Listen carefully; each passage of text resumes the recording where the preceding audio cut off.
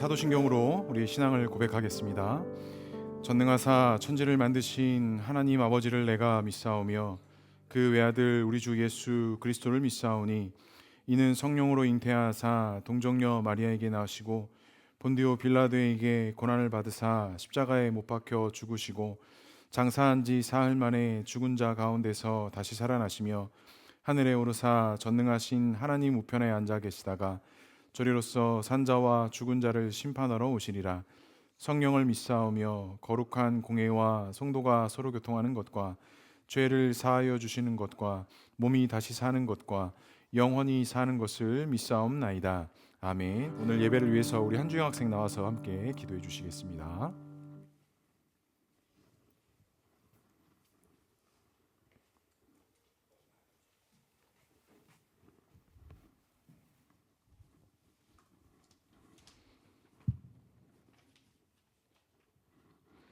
사랑이 많으신 하나님 아버지, 오늘도 이 자리에 나와 함께 예배드리게 해주시니 감사합니다. 이번 한 주도 건강하게 지내고 즐거운 얼굴로 만나게 해주시니 감사드립니다. 한 주간 알고서 혹은 모르고서 지었던 죄들을 모두 회개하며 나아가오니 용서하여 주시고 우리 자신이 연약한 존재임을 고백하고 주님의 뜻을 따라 살 수 있도록 인도하여 주세요. 또한 이 나라와 교회를 위해 기도합니다. 이 나라가 주님 안에서 갈등과 분열을 회개하며 주님의 뜻대로 나아가길 기도합니다. 또 모든 교회가 세상의 것들에 휘둘리는 것이 아닌 주님의 말씀만을 붙들며 굳게 세워지게 해주세요. 특별히 오늘 말씀을 전하실 정영규 목사님을 위해 기도합니다. 주님께서 주시는 은혜의 말씀을 전하게 하여 주시고 성도님들이 그 말씀으로 이번 한 주를 살아가게 해주세요. 그리고 지금 회복 중에 있는 성도님들을 주님께서 어루만져 주시어 빠르게 쾌유할 수 있게 해주세요. 모든 영광 주님께 올려드리며 사랑이 많으신 예수 그리스도의 이름으로 기도합니다. 아멘. 네, 주영이 좀 앞쪽으로 나와 주시고요. 네, 오늘은 우리 주영이가 기도하는 날이었습니다. 누구 집 딸인지 기도도 잘하고요. 주영이 기도 제목이 있습니다. 첫 번째로 학교 생활 어려움 없이 잘 해나갈 수 있게 힘을 주세요. 그다음에 공부를 꾸준히 열심히 해나갈 수 있도록 도와주세요. 그다음 항상 주위 사람들 건강하게 해달라는 기도 제목을 냈습니다. 우리 주영이는 특별히 이제 간호사를 꿈꾸고 이제 고등학교 1학년을 진학을 했습니다. 그래서 공부하고 또 여러 가지 또 자격증 시험들 여러 가지들 앞두고 있는데 이것들 잘 감당할 수 있도록 기도해 주시고, 특별히 주영이가 이제 학교를 조금 이제 이렇게 등하굣길이 조금 먼 것 같아요. 그래서 1시간 정도 걸린다고 하는데 체력적으로 힘들지 않고 잘 감당할 수 있게 해달라고. 제가 보통 새벽 예배 끝나고 이제 집에 들어가다 보면 버스 정류장에 서 있는 주영이를 제가 몇 번 많이 봤어요. 그래서 이렇게 학교까지 한번 태워다 줄까 막 이런 마음도 제가 조만간에 쓸 수도 있습니다, 주영아. 그래서 체력적으로 일단 힘들지 않고 등하굣길 잘 감당하고 무엇보다도 하나님 안에서 그 비전을 잘 품고 또 신앙적으로 믿음적으로 잘 성장할 수 있는 우리 주영이 될 수 있게 해달라고 이 시간에 주영이를 위해서 같이 함께 기도하도록 하겠습니다. 기도하시겠습니다. 사랑과 은혜가 풍성하신 하나님 아버지, 주영이를 위해서 기도합니다. 하나님의 귀한 은혜 가운데 하나님께서 주의 자녀 삼아주시고 믿음으로 나아갈 수 있는 귀한 은혜 주신 주님 감사합니다. 하나님 도와주시고 인도해 주셔서 공부하는 것들, 감당해야 될 것들 잘 감당할 수 있도록 주님 역사해 주시고, 무엇보다 주님께서 큰 비전과 큰 꿈을 꾸고 나아가는 가운데 있사오니 하나님의 능력 가운데 거하게 하시고 함의 도우심과 인도하심 속에 나아가는 주님의 귀한 날 될 수 있도록 주님 역사하여 주시옵소서.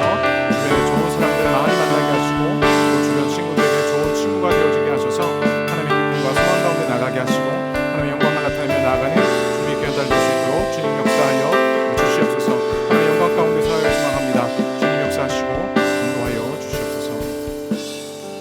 사랑과 은혜가 충만하신 하나님 아버지, 우리 주영이를 위해서 기도합니다. 하나님께서 귀한 믿음을 허락해 주시고 귀한 믿음과 소망으로 살아가는 귀한 은혜 주신 이 주님 감사합니다. 더욱더 하나님 안에서 큰 비전을 갖게 하시고 하나님의 계획과 섭리 가운데 거하게 하셔서 세상에서 존중받고 성공하는 학생이 아니라 하나님 앞에서 온전한 믿음으로 살아 믿음으로 승리하는 주님의 귀한 딸 되게 하시고, 그 하나님의 믿음으로 살아가는 것이 하나님의 귀하게 쓰임받는 귀한 역할과 귀한 은혜가 있게 하셔서 하나님의 영광을 나타내고 하나님의 사랑을 나타내며 예수 그리스도의 십자가의 사랑을 전하며 나아갈 수 있는 주님의 귀한 딸 될 수 있도록 주님 인도하여 주시옵소서. 귀한 꿈을 갖고 귀한 비전을 갖고 공부하는 가운데 있습니다. 하나님, 특별히 간호사의 꿈을 갖고 기도하고 또한 열심히 준비하는 가운데 있사오니 이것 가운데 은혜를 더하여 주시고 더 큰 꿈을 갖게 하시고 더 큰 비전을 갖게 하시고 좋은 선생님들과 좋은 스승들 만나게 하시고 무엇보다도 우리 주영이가 주변 사람들에게 좋은 사람 되어지게 하셔서 그 간호사가 꿈을 꿈꿔 나아가는 것이 자기 자신을 위해서 꿈을 꾸는 것이 아니라 영혼을 살리고 세우는 일에 귀하게 쓰임받는 귀한 꿈과 귀한 비전 될 수 있도록 주님 역사하여 주시옵소서. 등하굣길이 정말 좀 힘들고 어려운 가운데 있습니다. 체력적으로 어려움 당하지 않게 하시고 그 모든 등하굣길이 주님 앞에 드려지는 예배의 모습이 되어줄 수 있도록 주님 역사하여 주셔서 3년 동안 이것들을 감당하며 나아갈 때 기쁨과 감사로 정말 하나님 앞에 예배함으로 나아갈 수 있는 주님의 귀한 딸 될 수 있도록 주님 역사하여 주시옵소서. 어려운 일 당하더라도 그것을 어려운 일로 여기는 것이 아니라 주님께서 주신 은혜로 기억하게 하시고 학교 생활 가운데 공부하는 가운데 또 앞으로 세상을 살아가는 모든 인생의 길 가운데 하나님께서 함께하여 주셔서 믿음으로 승리하는 주님의 귀한 딸 될 수 있도록 주님 역사하여 주시옵소서. 하나님께서 함께하실 것을 믿사오며 이 모든 말씀 예수 그리스도의 이름으로 기도합니다. 아멘. 네, 오늘 함께 나눌 말씀은 우리 에베소서 6장 18절에서 20절까지의 말씀입니다. 에베소서 6장 18절에서 20절까지의 말씀 우리 한 절씩 교독하도록 하겠습니다. 18절 제가 먼저 읽겠습니다. 모든 기도와 간구를 하되 항상 성령 안에서 기도하고 이를 위하여 깨어 구하기를 항상 힘쓰며 여러 성도를 위하여 구하라. 또 나를 위하여 구할 것은 내게 말씀을 주사 나로 입을 열어 복음의 비밀을 담대히 알리게 하옵소서 할 것이니. 함께 읽겠습니다.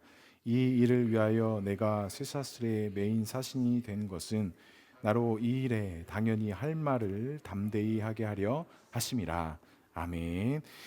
오늘도 말씀과 기도에 나누신 성도님들을 사랑하고 축복합니다. 우리 앞뒤 자고 계신 성도님들과 함께 인사 나누겠습니다. 사랑합니다. 축복합니다. 네, 오늘부터 이제 1부와 2부 예배 나눠서 드리고 이제 주일학교 예배도 지금 2층에서 드리고 있습니다. 네, 우리 몇 분의 부모님의 얼굴이 활짝 펴 있는 지금 2층 어떻게 예배 드리고 있는지 궁금하네요. 네, 오늘부터 감사하게 이렇게 공간이 잘 마련이 돼서 이렇게 예배 드릴 수 있는 것이 참 감사한 것 같습니다. 오늘은 이제 여호수아 말씀을 잠깐 중지하고요. 우리 4월 달은 우리 십자가의 고난과 부활에 대한 말씀들을 나누는 날인데, 특별히 이제 4월 달은 제가 십자가 영성이라는 주제를 가지고, 오늘은 기도, 다음 주는 고난의 영성, 셋째 주 부활주일은 부활의 영성, 또한 넷째 주는 감사의 영성, 이렇게 네 가지의 주제로 십자가 영성에 대해서 함께 말씀을 나누고자 합니다. 오늘은 첫 번째로 예수님이 가지고 계셨던 기도의 영성, 또 우리가 가져야 될 영성은 어떠한 부분인지 오늘 중심의 말씀을 통해서 함께 말씀을 나누고자 합니다. 에베소서는 바울이 기록한 서신서예요. 그래서 바울이 여러 가지 에베소 교회 권면을 하는 내용들이 담겨져 있고, 6장 초반부에는 우리가 좀 자주 들었던 그 전신갑주를 입으라라는 그 말씀들이 6장 초반에 담겨져 있습니다.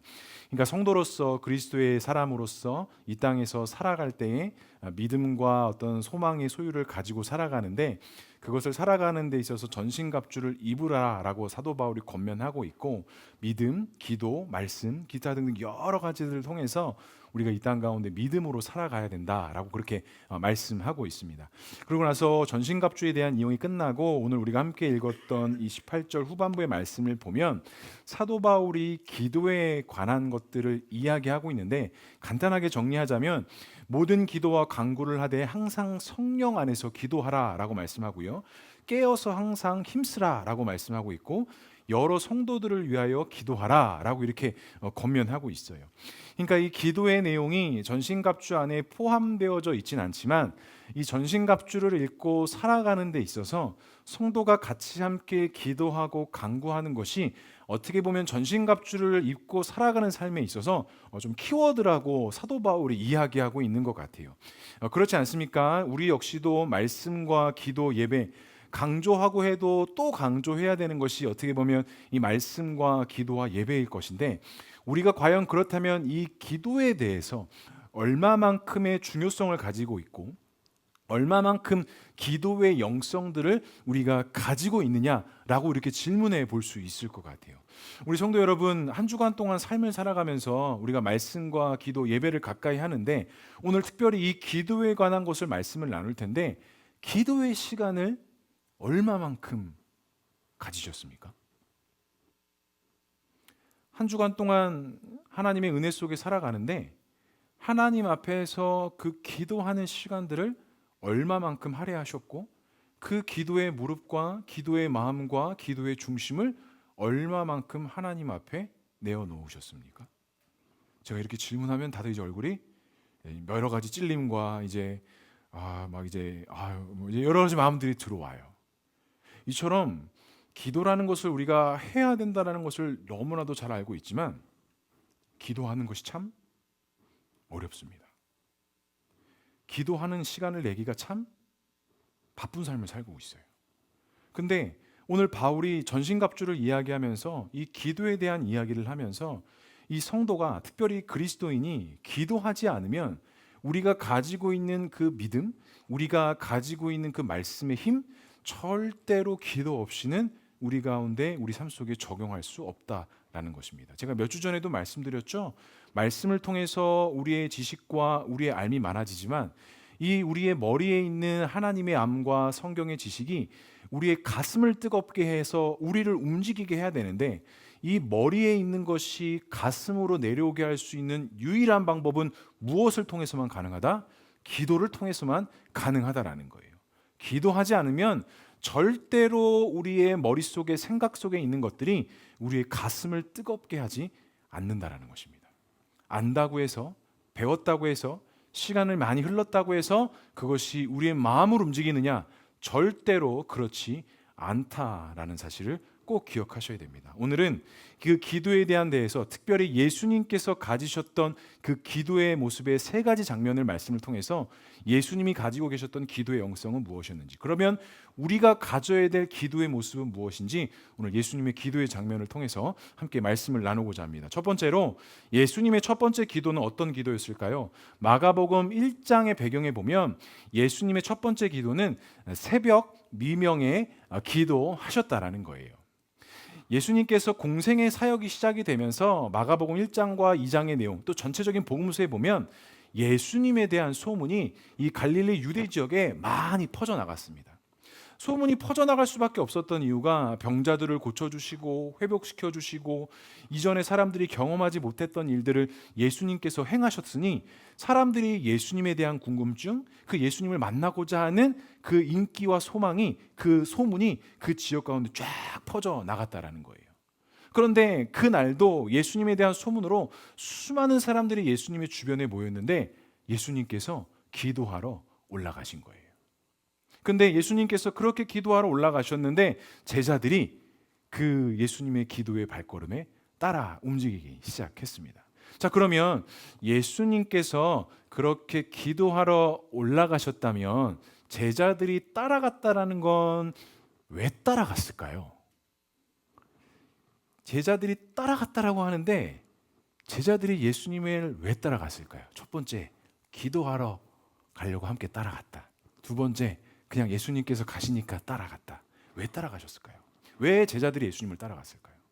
우리의 상식선에서는 예수님께서 당연히 기도하러 가시니 제자들도 기도하러 가겠구니라 라고 생각하겠지만 여기서 예수님을 따라갔다라는 이 따라갔다라는 말이 그 기도하러 따라갔다라는 말이 아니라 예수님의 기도하는 마음에 불편함이 있었다라는 거예요. 그러니까 예수님께서 새벽에 기도하러 가셔서 같이 기도하러 따라간 게 아니라 예수님의 그 기도하러 가시는 모습에 불만이 있었고 다른 생각의 마음들이 제자들 가운데 있었다라는 거예요. 왜 그랬을까요? 왜 제자들이 불만을 가졌을까요? 그 이후의 말씀에 보면 제자들이 예수님께 이렇게 이야기해요. 모든 사람이 주를 찾고 있습니다 라고 이야기를 해요. 기도하러 따라갔다면 제자들이 예수님과 함께 기도했어야 되는데 기도하러 가시는 예수님을 따라가서 제자들이 예수님께 하는 말이 아니 예수님, 지금 많은 사람들이 예수님을 찾고 있습니다. 그러니까 지금 찾고 있으니 예수님이 기도하실 때가 아니라 저 사람들에게 가서 조금 더 좀 더 좋은 것들, 좀 다양한 것들을 이렇게 해주셔야지 지금 기도할 때가 아닙니다 라는 의도가 그 제자들의 발걸음 가운데 있었다라는 거예요. 왜 그랬을까요? 예수님에 대한 소문, 예수님에 대한 인기를 통해 제자들이 그 예수님의 인기를 누구의 인기로 생각했던 거예요? 나의 인기로 생각했던 거예요. 그러니까 지금 예수님께서 기도하러 가시는 그 모습이 제자들이 보았을 때는 인정되고 합당한 모습이 아니라, 아니 지금 예수님이 지금 기도할 때가 아니라 지금 물 들어왔을 때 확실하게 노를 저어서 이 예수님에 대한 인기와 소문을 확실하게 가져가야 되는데 기도를 하러 가신다? 이거는 제자들이 받아들이지 않는 거예요. 저는 감사하게도 군 시절에 제가 이제 1호차 운전병이었어요. 지휘관을 이제 모시고 다니는 운전병이었거든요. 그러니까 병사가 이 지휘관을 모시고 다니니 얼마나 이렇게 좀 이렇게 뭐가 있어 보였겠어요. 그래서 제가 주로 대화하는 상대들은 병사들과 어울리는 게 아니라 뭐 주임원사님, 뭐 그다음에 뭐 소령, 대위, 참모관들, 주변 하루 종일 대화하고 밥 먹는 분들이 그런 분들이랑 밥을 이렇게 항상 먹고 얘기를 해요. 그러다 보니까 그 대대장님의 그런 아우라를 통해 병사인 제가 많은 혜택을 누렸습니다. 보통 군 생활하면서 군복을 2벌 이상 지급받기 쉽지 않거든요. 근데 뭐 한 달에 한 번씩 군복도 이렇게 그냥 새 걸로 주시고, 전투화도 막 군수 장교가 막 주시고, 뭐 필요한 거 없냐, 뭐 배고프지 않냐, 밥도 사주시고, 일주일에 한 번씩 꼭 밖에 목욕탕도 한 번씩 가고, 그냥 병사로서 누리지 못하는 많은 것들을 제가 누리고 살았어요. 자, 그러다 보니 마치 내가 이제 상병 병장이 아니라 제 계급이 뭐라고 느껴졌을까요? 한 못해도 한 소위 정도는 되는 것 같은 느낌이 제 안에 있었습니다. 특별히 이제 하사관 막 들어오신 하사관들이 저한테 대화할 때 마치 제 아랫사람인 것처럼 제가 이런 교만 아닌 교만을 떨 때가 있었어요. 그러니까 그것이 대대장님과 함께 있는 그것 하나로 제가 누리고 제가 가져야 될 그 풍성함의 어떤 자리가 있었다라는 거예요. 그리고 제가 또 교회 사역하면서도 제가 두 교회에서 사역을 했는데 감사하게도 담임 목사님하고 정말 가깝게 지냈어요. 와우리 교회에서도 가깝게 지냈고 그전 교회에서도 정말 담임 목사님하고 가깝게 지냈어요. 자, 그러다 보니까 많은 사람들의 질투도 있었고요, 오해도 있었고요, 심지어 모함도 있었습니다. 정말 이렇게 지휘하시는 분들이랑 같이 하다 보면 여러 가지 오해 아닌 오해, 모함을 참 받는 경우들이 있어요. 그런데 제가 이렇게 리더십들하고 같이 있으면서 깨달은 것이 하나가 있는데, 자칫 잘못하면 그 리더십과 함께하는 그 자리가 내 안에 독이 될 수도 있다는 것을 제가 알게 됐어요. 그리고 반대로 이것이 독이 되지 않기 위해서는 어떻게 해야 될까? 왜냐하면 군대에서 한번 뒤었잖아요, 제가. 그래서 제가 말씀드리면 좀 웃긴데, 제가 당직사관 중사랑 한번 싸웠어요. 네. 치고받고 싸울 뻔했어요. 저는 영창 갈 뻔했어요, 진짜. 네. 왜? 근데 제가 왜 대들었을까요? 내 뒤에 누가 계시니까? 대대장님이 계시니까. 네. 뭐 중사도 중사로 안 보이는 거예요, 그냥 이제. 네. 그래서 왜 나를 깨우냐, 막 이러면서 막 서로 막 싸우고 막 이제. 나중에 이제 말년휴가 나와서 수유리에서 만나서 이렇게 회포를 풀면서 화해했어요. 이게 죄송합니다 이러면서. 그런 사건들이 있었어요.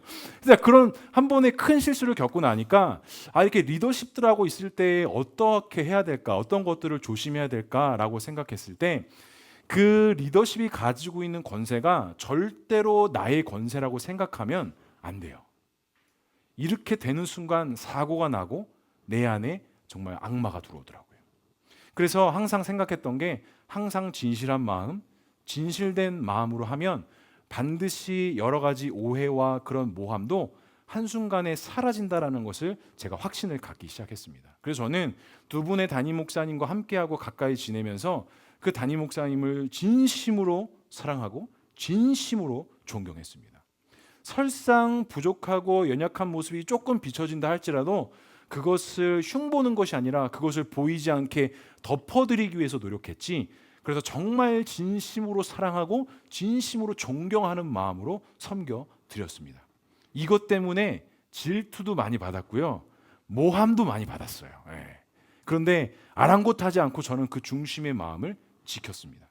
그렇게 지켰을 때 하나님의 반드시 은혜가 있었고 그 마음이 진짜다라는 것들을 인정하게 되는 일들을 제가 참 많이 경험했습니다. 그런데 오늘 제자들은 예수님과 함께하는 그 권세와 능력을 누구의 권세로 생각한 거예요? 나의 권세로 생각한 거예요. 그러니까 쉽게 표현하자면 예수님께 아니 예수님 지금 이렇게 분위기 좋을 때 예수님 좀 더 뭔가 확실한 것들을 많은 사람들에게 보여주시면 당신도 높아질 뿐더러 당신의 측근의 제자들인 우리 역시도 조금 이렇게 뭔가 할 수 있지 않겠습니까? 라는 의도가 지금 제자들 마음에 들어왔다라는 거예요. 근데 예수님께서 그렇게 하는 것이 아니라 지금 뭐라고 말씀하세요? 기도하러 올라가신 거예요. 그러니까 이 제자들 눈에는 이 예수님의 모습이 예수님께서 행하고자 하는 것들이 지금 인정이 되지가 않는 거예요. 아니 지금 메시아로 이 땅에 오셨으면 이렇게 좋은 소문이 났을 때 뭔가 확실한 것들을 더 하시면 아니 당신이 메시아인 것, 당신이 하나님의 아들인 것을 더 드러낼 수 있지 않겠습니까? 라는 질문으로 많은 사람들이 지금 예수를 찾고 있습니다. 지금 예수님 여기서 기도하실 때가 아닙니다. 빨리 내려가셔서 사람들을 더 만나시고 그 사람들에게 더 많은 가르침도 주시고 기적을 베풀어 주셔야 당신도 좀 인기가 더 많아지고 그 당신의 인기가 곧 누구의 인기? 나의 인기가 되지 않겠습니까? 라고 지금 제자들이 질문을 던지는 거예요. 그러니까 오늘 이 장면을 통해서 알 수 있는 것은 제자들이 예수님의 소문과 인기를 마치 자신의 것으로 생각하기 시작했다라는 거예요. 그러니까 예수님이 지금 그 권세와 능력을 가지고 더 많은 일들을 행하셔야 되는데 그렇게 하지 않으니까 제자들한테 불평이 생기고 원망이 생길 수밖에 없게 된다는 것이죠. 자, 그러면 이번에 생각할 것은 예수님의 기도의 내용은 과연 그러면 무엇이었냐라는 거예요. 왜 예수님은 그렇게 사람들이 찾고 또 그렇게 구하고 인기가 많았음에도 불구하고 그들에게 가신 것이 아니라 왜 기도의 자리로 갔냐라는 거예요. 우리가 일반적으로 생각해도 예수님이 그렇게 소문이 나고 인기가 끌었으면 더 사람들에게 가서 더 기적도 베풀어 주시고 더 큰 은혜를 주셨다면 아마 더 좋은 일들이 많이 일어나지 않았을까? 우리도 아마 이렇게 생각할 거예요. 근데 예수님은 그렇게 하지 아니하시고 그것들을 뒤로 물르시고 기도의 자리로 가셨다라는 거예요. 그런데 마가복음 1장 배경에 보면 예수님의 기도의 내용이 안타깝게도 기록되어져 있지가 않아요. 뭘 하고 기도했는지 모르겠어요. 근데 기도하러 가셨대요. 그런데 제자들이 사람들이 예수님을 찾고 있습니다 라는 이 질문에 예수님께서 뭐라고 말씀하시냐면 38절에 우리가 다른 가까운 마을로 가서 거기서 전도하리니 내가 이를 위하여 왔노라 라고 대답하세요. 그러니까 제자들은 지금 예수님께 사람들이 예수님을 찾고 있습니다 라고 얘기했다면 그래? 나를 찾고 있어? 그래 같이 가보자 이래야 되는데 예수님이 그렇게 답하지 않고 우리는 어디로 갈 거다? 다른 동네로 갈 거야. 그리고 거기 가서 또 전도를 할 거야. 내가 이것 때문에 이 땅에 온 거야 라고 이야기하는 거예요.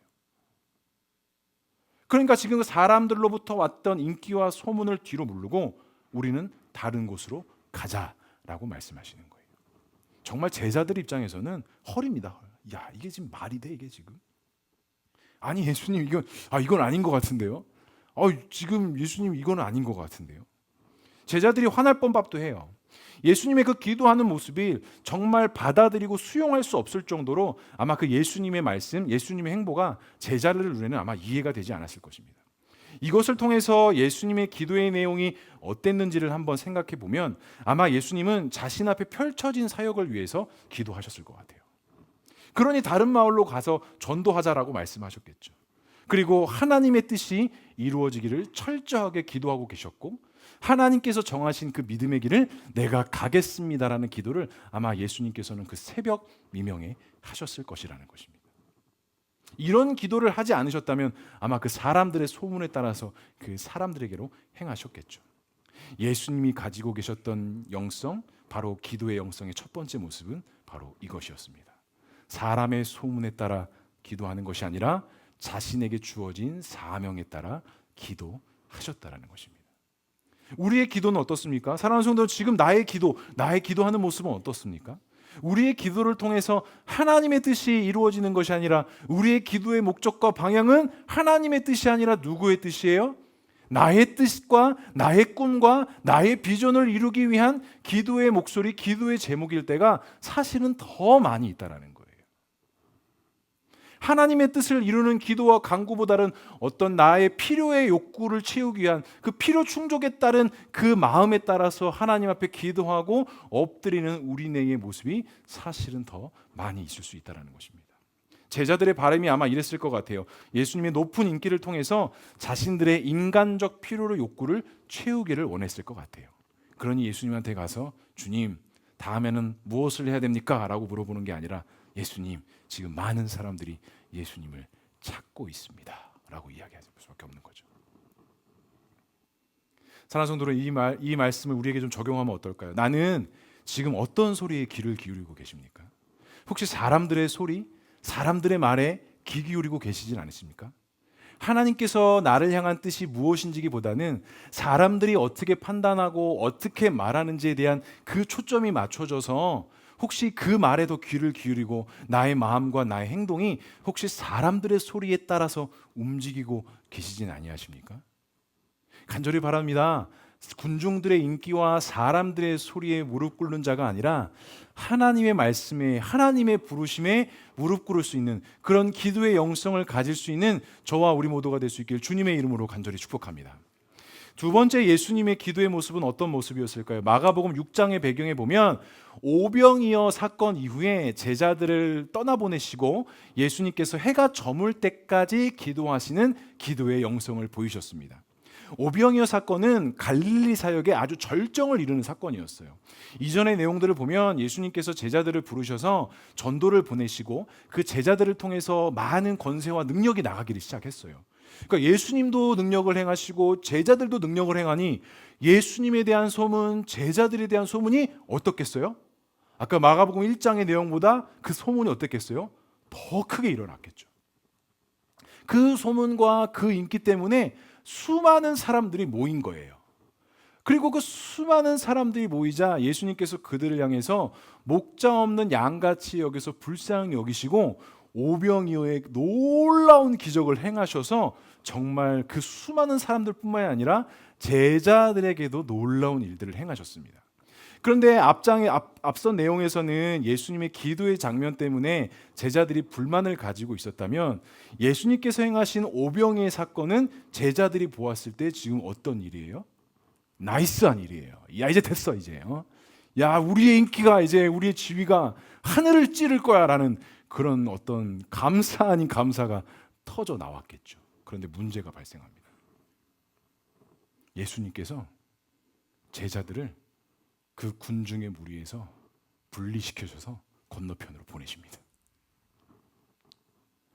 아니 지금 오병이어 사건 때문에 사람들 앞에 난리가 난 거예요. 이 떡의 문제가 해결되자 사람들이 예수님을 향한 어떤 그런 열정, 제자들을 향한 그런 높아지심이 엄청난 인기를 끌었어요.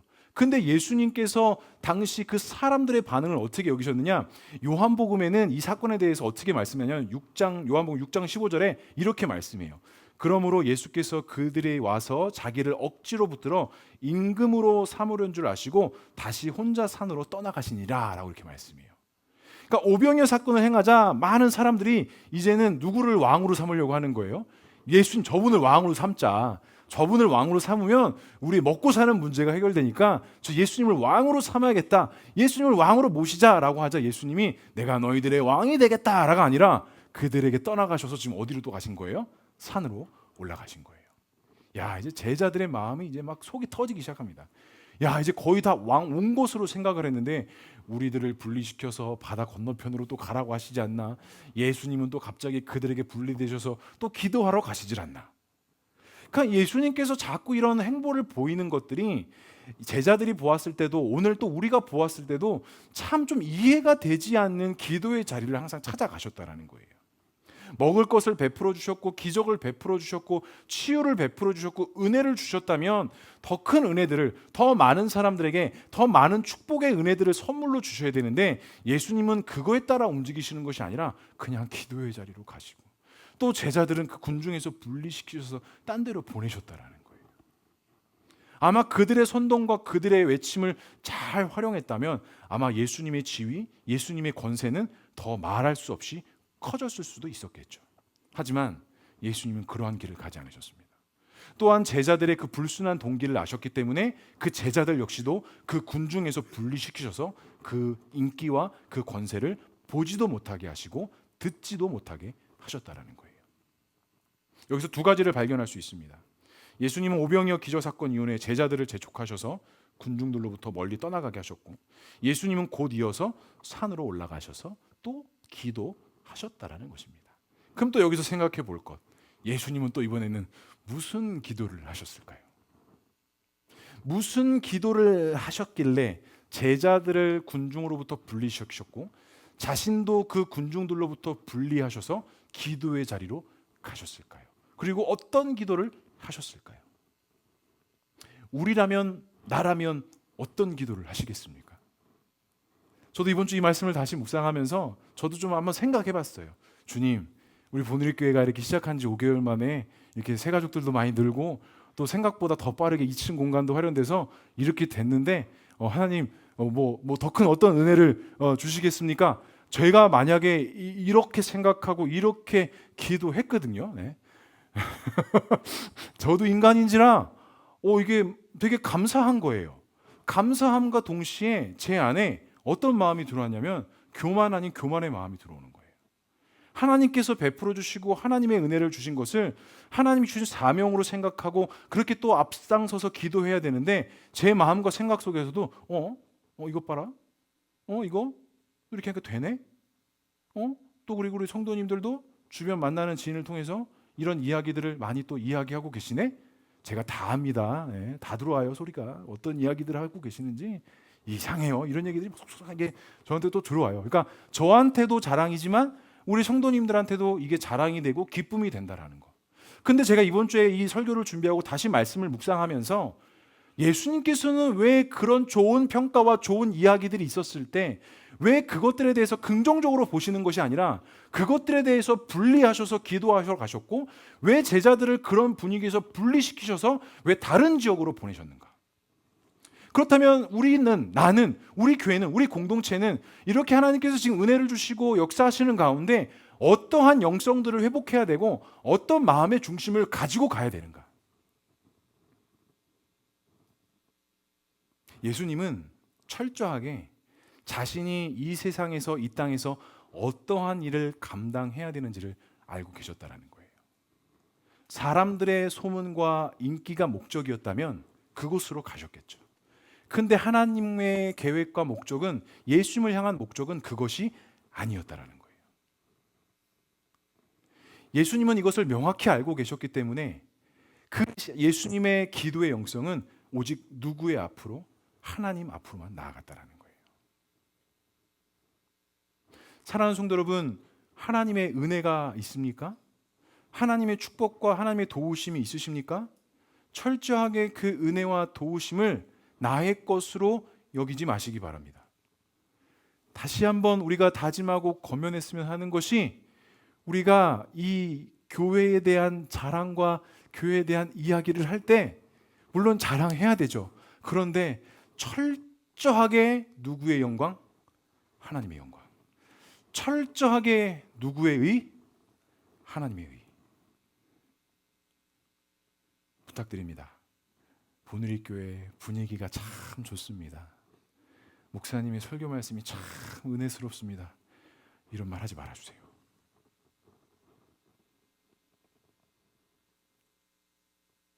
제가 교회가 시작되면서 저도 인간인지라 이거에 대한 유혹이 진짜 이게 참 어려워요. 그래서 그냥 설교를 하지 말아 버릴까, 그냥 대충 할까, 그냥 막 여러 가지의 마음 안에서의 내적에서의 싸움과 갈등들이 정말 매주 설교할 때마다 정말 제 안에 큰 도전과 어려움으로 다가오는 것 같아요. 어떻게 하면 더 하나님의 영광과 하나님의 의를 드러낼까? 어떻게 하는 것이 정말 하나님께서 기뻐하시는 일을 하게 될까? 어제도 그 이전교회 목사님 결혼식 있어서 거기 갔다가 또 와르교 성도님들도 많이 만나고 인사하고 또 대화 나누고 뭐 이랬는데 또 그냥 저도 모르게 그냥 교회 자랑, 또 2층 자랑, 내가 진짜 매번 결론은 한 가지예요. 사람을 만나지 말자.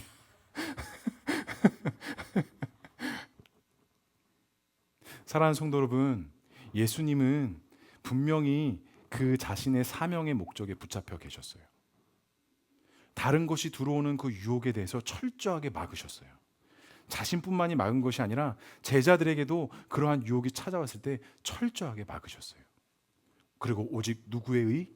하나님의 의, 하나님의 영광.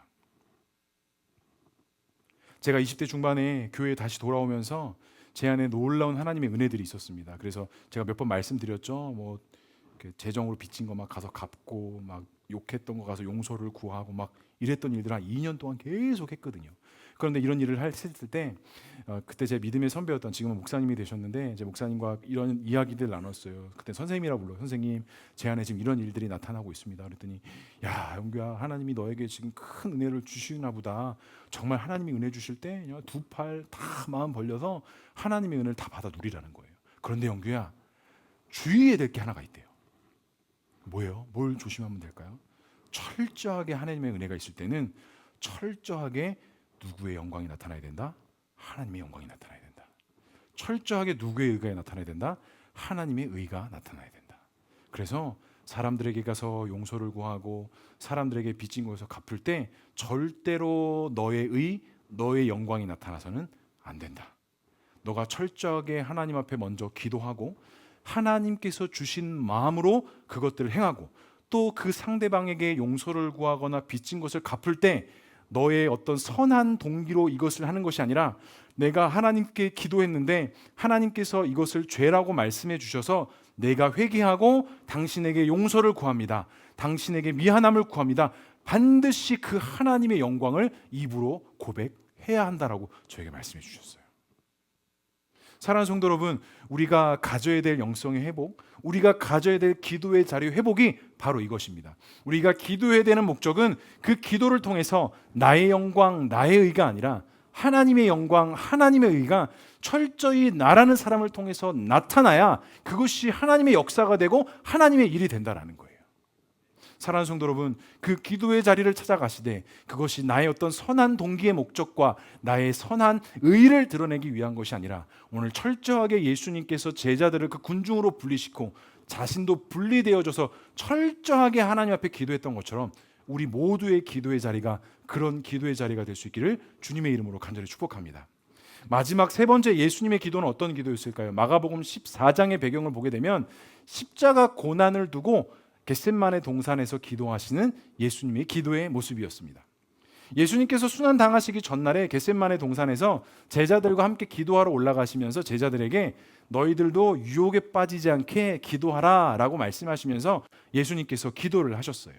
그런데 이 마가복음 14장, 특별히 이 고난 사건 이후의 기도의 장면 속에 예수님께서 어떤 기도를 하셨는지 감사하게도 기록이 되어져 있어요. 36절에 우리가 너무나도 잘 알고 있는 말씀, 예수님은 이런 기도를 했습니다. 아빠, 아버지여, 아버지께서는 모든 것이 가능하시오니 이 잔을 내게서 옮기시옵소서. 그러나 나의 원대로 마시고 누구의 원대로? 아버지의 원대로 되기를 내가 원합니다 라고 기도하셨어요. 그러니까 지금 예수님께서 십자가 사건을 앞두시고 기도하시는데 이것을 피할 수만 있다면 피하게 해주시는데, 주님, 그 피함도 나의 원대로 되지 말고 누구의 원대로? 아버지의 원대로 되기를 내가 원합니다 라고 기도해요. 그러니까 예수님의 기도는 지금 우리가 쭉 살펴본 것처럼 철저하게 누구 중심이에요? 하나님 중심이에요. 예수님의 기도는 항상 이랬어요. 그런데 오늘 이 예수님의 기도가 얼마만큼 간절하고 얼마만큼 절박했느냐, 마가복음에는 상세하게 기록되어 있지만 누가복음에는 이 예수님의 기도의 장면을 소개하는 말씀이 있는데, 예수님께서 기도하시니 땀이 땅에 떨어지니 그것이 핏방울 같이 되더라 라고 말씀해요. 그러니까 예수님께서 얼마나 간절히 기도하셨는지 땀을 흘리면서 기도하시는데 그 땀이 마치 뭐라는 거예요? 핏방울 같았다라는 거예요. 이게 되게 은유적인 표현인 것 같죠. 근데 제가 옛날에 한 책을 봤는데 사람이 극도의 긴장과 극도의 공포에 쌓이면 이 땀샘에서 땀이 나는데 거기에 약간 선홍빛이 비춰진대요. 그러니까 지금 이 누가복음에서 특별히 누가 또 의사였잖아요. 그러니까 그가 이런 은유적인 표현을 한 것이 아니라 그만큼 지금 예수님께서 기도하시는 모습이 정말 절박하고 정말 간절하고 정말 온 힘을 다하여 예수님께서 지금 기도하셨다는 거예요. 그런데 문제가 또 생깁니다. 예수님은 이렇게 간절히 기도하고 있는데 제자들은 뭐 하고 있어요? TV 자고 있어요. 예수님은 막 땀을 뻘뻘 흘리시면서 아버지의 원대로 되기를 원합니다 기도하고 있는데 제자들은 육신의 피곤함과 연약함으로 그냥 고이 잠을 자고 있었다라는 거예요. 근데 문제가 있습니다. 예수님께서 기도하셨던 기도의 자리와 제자들이 자고 있었던 이 자리가 과연 얼마만큼 떨어져 있었을까요? 제자들은 예수님의 기도의 모습과 기도의 소리를 과연 들었을까요? 듣지 못했을까요? 보지 못했을까요? 보았을까요? 누가복음에는 돌 던질 만큼 떨어져서 예수님께서 기도하셨다라고 말씀하고 있고요. 다른 본문에서는 조금 떨어지셔서 기도하셨다라고 기도해요. 그러니까 예수님께서 그 기도하시는 장면과 기도하는 소리를 제자들은 충분히 들을 수 있었고 충분히 보았다라는 거예요. 그 어느 때보다도 예수님의 기도가 조금 이상하다? 조금 너무 이상한데? 라고 생각하고 그렇게 생각할 수 있는데 그 심각성을 깨닫지 못하고 지금 제자들은 뭐 했다라는 거예요? 자신의 육신의 연약함 때문에 고이 잠을 자고 있었다라는 겁니다. 사랑하는 성도 여러분, 우리의 기도는, 나의 기도는 과연 지금 어떤 기도이십니까?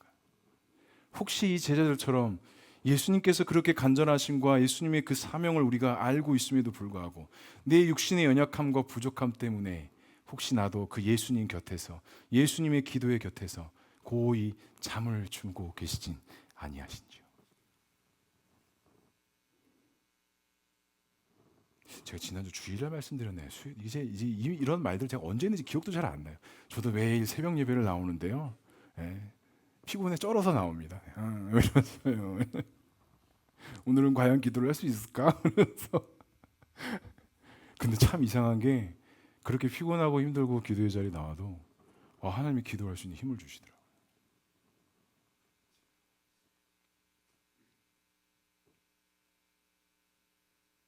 성도 여러분, 기도는 우리의 필요 충족을 채우기 위한 것이 아니라 하나님께서 우리를 향한 그 비전과 그 뜻을 찾기 위한 기도가 되어져야 됩니다. 기도는 단순히 어떤 나의 문제를 해결하고 풀어가기 위한 기도가 아니라 그 너머에 계신 하나님께서 날 향하신 뜻이 무엇인지를 우리가 발견하고 찾기 위해서 기도해야 되는 것 같아요. 저도 인생을 살아보니까 위기와 어려움을 참 많이 만났거든요. 근데 이런 위기와 어려움을 자주 만나다 보니까 깨달은 게 하나가 있어요. 위기와 어려움을 피할 수가 없더라고요. 여러 가지 반복이 되다 보면 내성도 쌓이고 요령도 쌓여서 위기를 피할 수 있을 거라고 생각했는데 전혀 도움이 안 되더라고요. 위험은 피하는 게 아니더라고요. 그리고 여기서 한 걸음 더 나아가서 하나님께서 어떤 깨달음을 주셨느냐, 위기는 피하는 게 아니라 위기는 극복하는 거더라고요. 그러면 그 위기를 피할 수 없고 해결할 수 없다면, 극복해야 한다고 한다면 무엇을 통해서 극복해야 되느냐? 철저하게 기도함으로 극복해야 합니다. 예수님께서 제자들에게 왜 시험에 들지 않게 기도하라? 왜 넘어지지 않게 너희들이 왜 기도해야 된다? 앞으로 그들이 담당해야 될 그 사명의 길이 기도하지 않으면 걸어갈 수 없는 길이기 때문에 예수님께서는 그 십자가 지시기 전에 제자들에게 철저하게 너희들이 시험에 들지 않게 넘어지지 않게 기도해야 된다라고 말씀하신 거예요. 성도 여러분, 넘어지지 않도록 시험에 들지 않도록 기도하시기 바랍니다. 우리가 감당해야 될 신앙과 믿음의 삶이 내가 아무리 경험이 많고 내가 아무리 능력이 많고 내가 아무리 힘이 있다 할지라도 그 위기를 극복할 수 있는 것이 아니라 우리가 기도를 통해서만, 하나님을 향한 그 간구를 통해서만 그 위기를 우리가 믿음으로 극복할 수 있다라는 사실입니다. 사랑하는 성도 여러분, 어느 자리든지 간에 무엇을 하든지 간에 그 기도의 자리, 말씀의 자리, 예배의 자리를 회복하시기 바랍니다. 그것이 차 안이든 직장의 사무실이든 그 어느 것이 되든지 간에 그 어느 자리든지 하나님 앞에 기도할 수 있는 그 기도의 영성을 회복할 수 있는 기도의 자리가 될 수 있기를 주님의 이름으로 간절히 축복합니다. 말씀을 정리하겠습니다. 고난 주간이 되면 항상 십자가의 고난을 우리가 말하고 고난을 인내해야 되고 받아들여야 된다라는 이야기들 정말 많이 하는데요. 고난은 피할 수 있는 것이 아닙니다. 고난과 역경은 우리가 기도함으로 극복해야 하나님의 역사가 되고 하나님의 인도하심이 된다라는 것입니다. 지금 어떠한 위기와 어떤 어려움 가운데 있으십니까? 어느 자리에 있던, 어느 어려움 가운데 있던, 어느 위기에 있던 그 자리를 기도의 자리로 세우시기 바랍니다. 어느 모습에 있던, 어떤 어려움에 있던 그 모든 것을 기도의 자리로 극복하시기 바랍니다. 우리가 걸어가야 할 길, 우리가 감당해야 될 길은 기도하지 않는다면 절대로 한 걸음도 내디딜 수 없는 사명자의 길이기 때문에 우리가 그 십자가의 길을 간다고 할 때 기도함을 통해서 하나님의 계획을 바라보고 하나님의 그 인도하심을 바라보고 직장에서나 가정에서나 어디에 있든지 간에 그 하나님의 역사를 믿음으로 바라보며 나아가는 저와 우리 모두가 될 수 있기를 주님의 이름으로 간절히 축복합니다.